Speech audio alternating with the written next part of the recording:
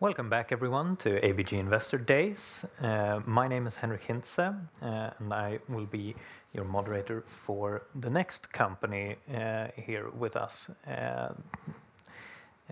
This is a company which I cover, namely I-Tech, and here with us today is CFO and acting CEO of the company, Magnus Henell.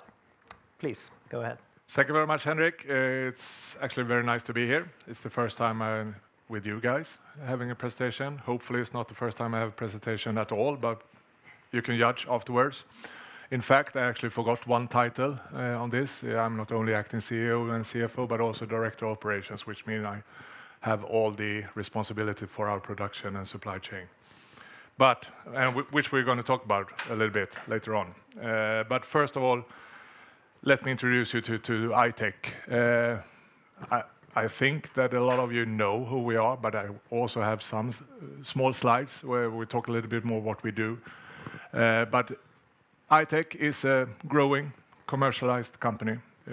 It's been on the market for close to 10 years, products with our substance in it. The company as such was formed in around 2000, which means we are 24 years old this year. We now have our product in more than 20 available products. I will come back to what kind of products we're talking about. We have commercial contracts with 6 of the 9 largest paint manufacturers in the world, and more than 2,500 ships that is painted with our technology. And you can have a look on the number to the left. It's a huge number. There is a huge market and potential for us to grow in, which we should continue to do. So the company I-Tech, we're listed. We are basing it on a unique technology which is protected by certain aspects. We do deliver a proven ingredient biotechnology, i.e. the Selektope product. I'll come back to that. And then we add it to paint. So our customers are the large paint manufacturers in the world. And why do we go up from the bed in the morning? We want to enhance the power of coatings around the world, and we would like to contribute to a lower emissions to air and sea. And how we do that, we will continue later on. But I need to start because we are on a fantastic journey. We recently showed our best quarter ever, both profit-wise and turnover-wise. So we increased the turnover to more than 38 million in the first quarter. We have an EBIT margin of 24%, a little bit lower than last year, but it will hopefully continue to grow over time, and with a net result of almost 9 million. So fantastic numbers in our view. And when we talk about the top line, we also see that there are 3 major customers. We have 1 major customer, more than 80% of our turnover. But then there are also other customers coming up. But a great company doesn't start with just a product. It is the people behind it. And one of the main reasons for actually showing you this picture is to show that this is the entire I-Tech. We are not more than 14 people today that are operative in the company. And all of these have their different skills. We're a very specialized company, but we're also very what do we say? The diversity is quite good in the company. We're half men, half women, which we're very proud of because everyone contributes. And we also have multiple nationalities in the company, which brings in different cultures and enhance the corporate culture of I-Tech. So have a look on these people. These are the guys that are going to perform everything going forward. So just very short, what is the products of I-Tech? And we are one product company today. We are investigating possibilities to broaden our offering, but today we are one product company, and we deliver the product Selektope. And Selektope is a molecule that addresses the receptors of the barnacle larvae. And when they address the receptor of the barnacle larvae, it gives them, it forces them to swim. It forces them to use their small legs and swim away from the ship. And this is a non-lethal and temporary effect. So which means that we don't build up any resistance over time. Since it's not killing an organism, we don't build up resistance, which is a very good aspect when we're coming to these kind of products.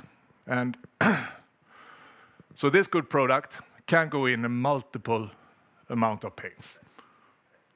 It is very efficient in low concentrations, where we just put in approximately 2 grams per liter of paint.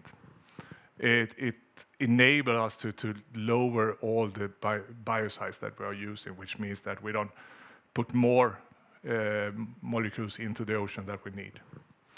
And you can develop it together with almost every paint on the market. And for these 24 years, we of course tested and improved it. As I said, it's on more than 2,500 vessels. It's in more than 20 commercial paints. And this is the effect, you can see. Here, other paint, Selektope-based paint. This is a really bad, or in our case, a very good example of how it can be. But of course, if you have like that, you have around 30 to 40% extra fuel consumption. And that is the main reason to bring these products into the paints, to reduce the fuel consumption and reduce the carbon footprint. So, in fact, there are 3 different things that actually drives this development. Of course, the entire marine industry is out to reduce emissions. We have around 800 million tons of carbon dioxide put out from the shipping industry today. 100 million tons of those could be reduced just by having a perfect hull, which means that you slide or you glide through the waters more smoothly. So it's a lot of saving potential, which I come back to later on as well. The second part is, of course, also protect the ecosystems of the world. Now it's been after we solved the problem with the ballast tanks, who shipped a lot of different organisms around the world and released them where they shouldn't be. We have the crabs on the west coast here in Sweden, from far up in Asia, for example.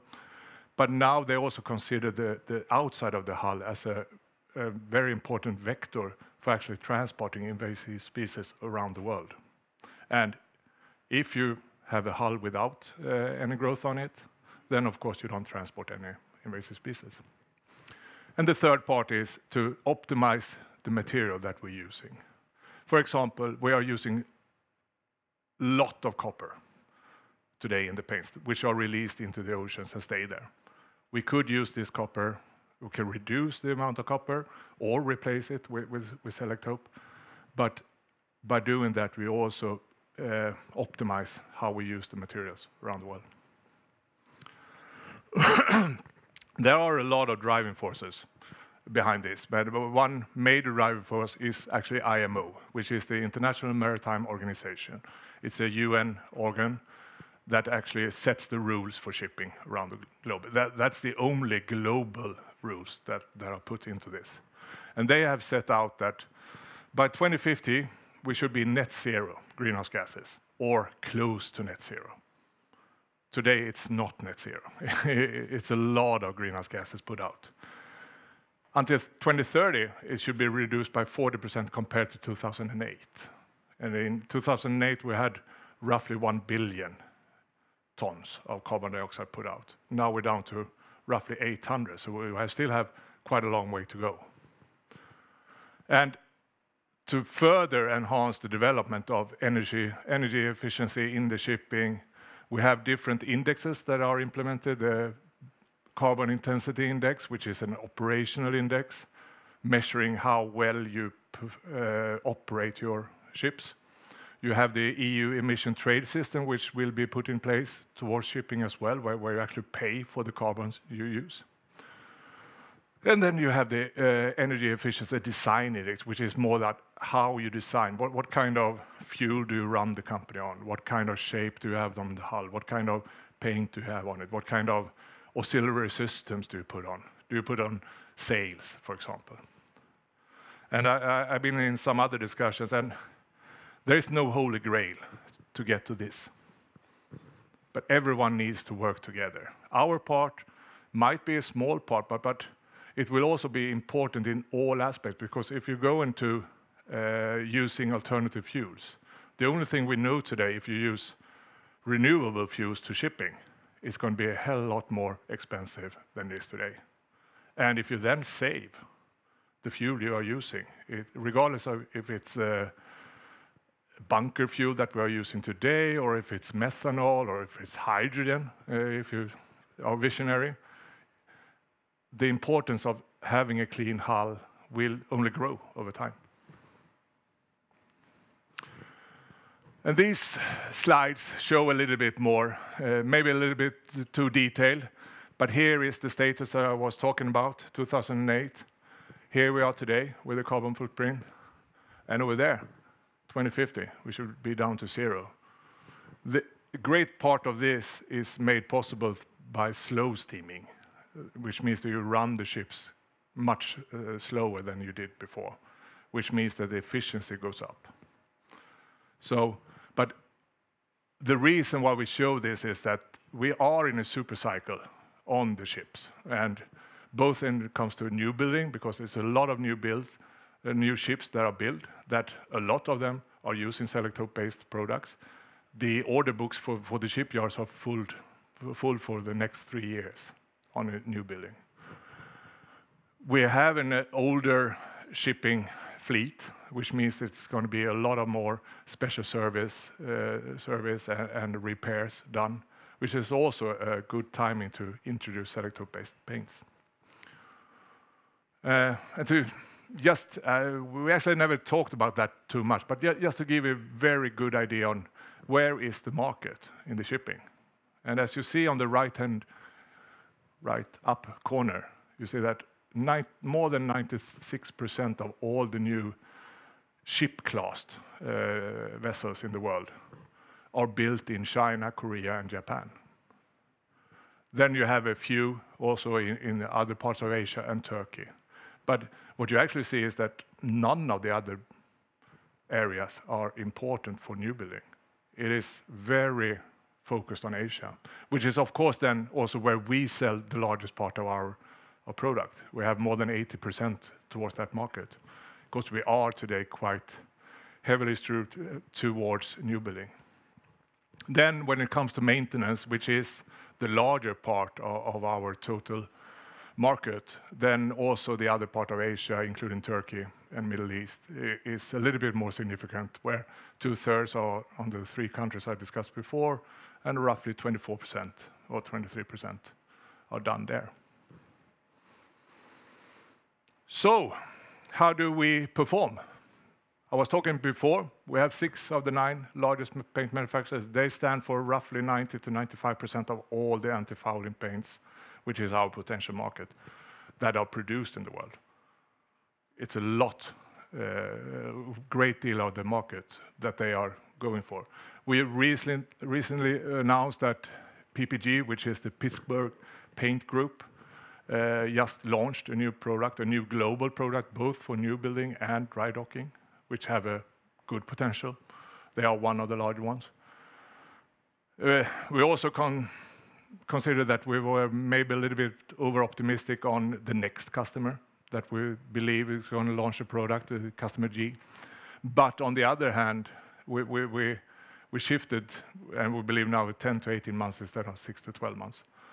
But there also been one of the other ones that have recently come up as a new potential product. And within not so long time period, we will have 8 of the 9 largest paint manufacturers with products on the market. So we have captured the paint producers. Now we should continue to work with this to make sure that they actually propose our products or the products where we are included. And to give you a little bit view on how our customers work, Chugoku Marine Paint, which is our largest customer, they're roughly 80% of our total turnover. This is from their stand in the Japan fair, which recently held. And as you can see on the right-hand side, Selektope is everywhere in their commercial. They are really focused on pushing out products with Selektope, which is also why they gain market shares and they also increase their volumes. Oh, time flies. Just to give you a little bit flavor on what's happening on the financial side as well. We are, as I said, our best quarter ever.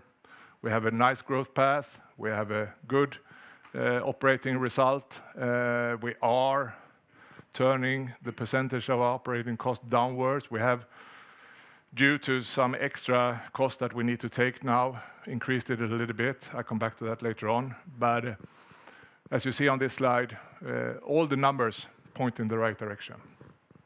We have 24% growth in the turnover. It's the highest turnover ever.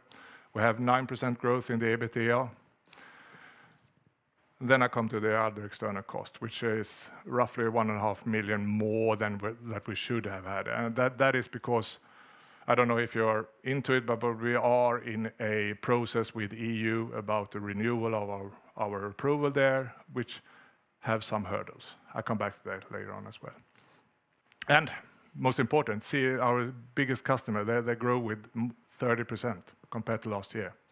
And we have customers launching new products. So this is a slide we never showed before this quarter.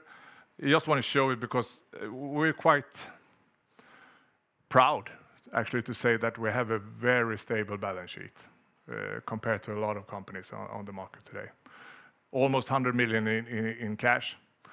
Then, of course, you as an investor would say, why don't you use this cash? And we'll come back to that. But we also have some deferred tax assets, which are, of course, declining and should decline until we actually start to pay tax. So then some of the cash will actually go to tax in not too long future. But on the other hand, we have today a very good cash conversion. We only have 7% of working capital, which is also very proud to be, that we have set up a business model that don't take so much cash in place. We're debt-free. So what we're going to do is we are going to increase the working capital a little bit now when we introduce new producers. We are going to pay dividends, actually tomorrow, I think. We'll pay 150 to each share. And we are also looking into new plans. What can we do more? Are there any other products that are similar to our product that we can maybe invest in or acquire, etc. So we will make sure that we put the money in use. Unless we don't do that, we will continue also on the dividend stream and maybe extra dividends if we consider that we don't need cash in the company.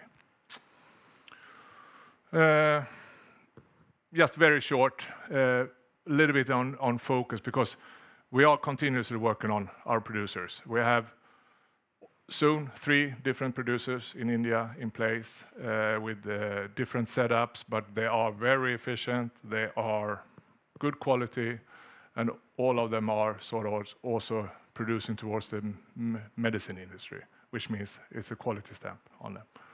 And why do we have 3? Well, of course, we're going to secure the supplier redundancy. And we would like to work with everyone to increase the process yield. We're always going to work with that, because you can always be better. But then, of course, we want to secure the most efficient production setup. And one part of that is actually have different producers competing with each other to make sure that we don't have a monopoly on our production and they increase the prices.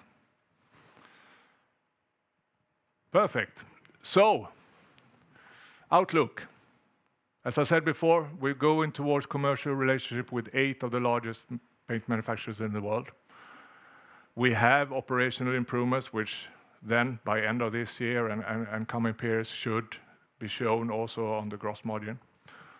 We have technical milestones, which our R&D department, which is a very important department of I-Tech, are conducting that will help us to drive volumes in dry dockings. And as I said, if you compare the potential, I would say that the ratio between dry docking and new building is 10 to 1. If we have a potential of 1 in the new building, then we have the 10-folded volume potential in the dry docking. maybe it's bad to sort of conclude with the challenges, but we are in a process with the EU, as I said. There will be some meetings coming now, the coming time, but it's a very long process. And regardless of what kind of recommendation they come with, if they are recommending still that we should be regarded as endocrine disruptive or not, it will take a lot of time. And we are still very hopeful that we will come out on the positive side on this.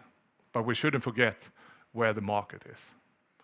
More than 80% today is in 3 different countries in Asia.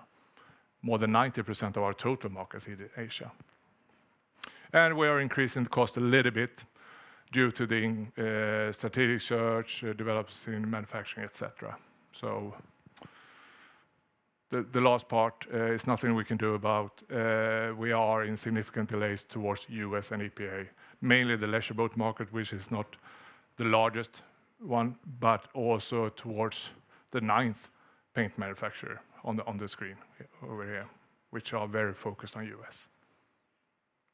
Thank you very much, Henrik, and all of you here, and all of you out there. And thank you. Let's move on to some questions. So, first of all, you painted a nice picture of the market. It's a big market, and essentially all ships today use some kind of anti-fouling, right? So, Yep. so what I'm wondering is if you could expand a bit on why start using Selektope instead of the copper-based paints that are the most popular today, and if there are any other alternatives that are your competitors in the market, or why you are so sure that you will continue to take share here. Yeah, I can answer that. And we should remember that it's a very conservative market, the shipping industry. So even if you can prove that you are better or cheaper, or regardless, it's hard to change. We should have that in consideration. It took some time to get Chugoku on the boat. It took some time to take the other customers on the boat, and the shippers, of course. But the reason for changing, I would say, is that actually the end paint is better when you formulate it together with Selektope, either together with copper and maybe a little bit less copper, or totally copper-free. The product will be more efficient towards barnacles. That is the main reason. And of course, we have time to prove that. But we have, as you saw on the screen earlier, we have quite a lot of proof. The comparison was a premium paint with copper in it, with all the barnacles. Mm. So over time, we will prove that we are more efficient. All right. So with this product then, you talked about the different customers on the market. It's a very consolidated market with 9 big paint manufacturers, basically. So you sell Selektope to them, and then they sell paint to shipbuilders, basically. So could you just paint us a picture of how your relationship looks with the paint manufacturers and the shipbuilders, and what the hurdles are to growing faster here? Yep. First of all, when I-Tech started to be commercialized actually when our previous CEO, Philip, started in 2012, and we should start the commercialization of I-Tech, we needed to create a pull effect from the shippers. So then there was a lot of focus on marketing towards the end market, so to create a pull effect on the paint manufacturers, to make sure that they put a paint product on the market. Today, we have a very good relationship still with the shippers, but on the other hand, we have so many customers out there with products on the market. So our main relationship is with the paint companies, and working together with their head office and their R&D department to actually make sure that, well, our ambition is, of course, that every new paint should be included with Selektope in it. And a large part of the new paints that come out is Selektope-based. So that is our main focus. And talking about hurdles, I would say still conservatism in the market. But once in, it's I wouldn't say it's hard, because if you fail, you will be thrown out. But as long as you continue to prove your product, you will still be in the market. So the main hurdle is to get in, get the recurring pains, etc.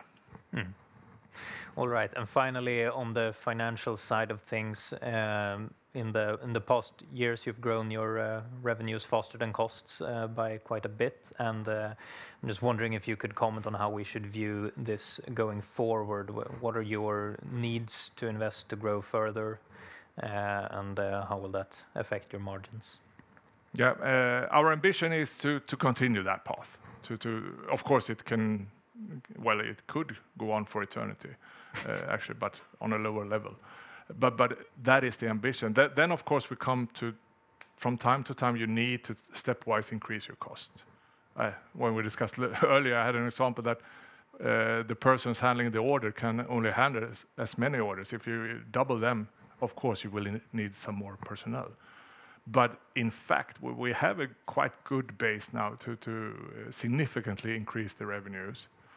But on the other hand, we also have taken strategic decisions to actually strengthen the organization within the business development side to make sure that we continue to push out the Selektope in as many formulations as possible, but also look into other areas where we can do difference. All right. Thank you very much for that. That's all we have time for today. Thank you.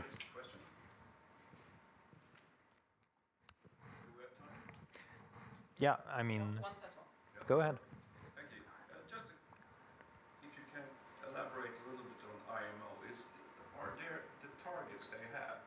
Are they binding? I mean, we have a ghost fleet flying around the world with different ships. Are they covered with any of these products? I don't know, I would say, because we don't know which specific ships that are covered with our products. But of course, IMO is as binding as you ever can get in the shipping industry. And when they set the standard, then all need to abide to it, the global shipping industry.